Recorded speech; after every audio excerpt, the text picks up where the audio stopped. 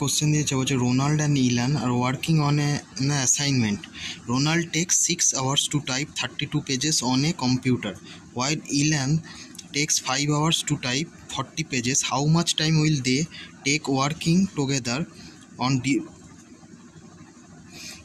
different computers to type an assignment of 110 pages? দেখো 6 ঘন্টায় Ronald করছে দেখো 32টা পেজ টাইপ, তাহলে 1 ঘন্টায় কত করবে? 16/3, 32/6 মানে কাটাকুটি করলে 16/3।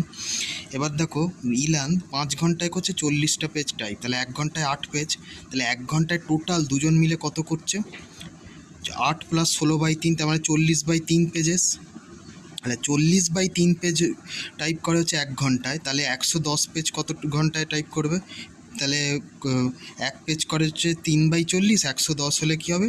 110 × 3/40, তাহলে 8 ঘন্টা 15 মিনিট। মানে অপশান সি এটাই এর কারেক্ট অ্যান্সার হবে।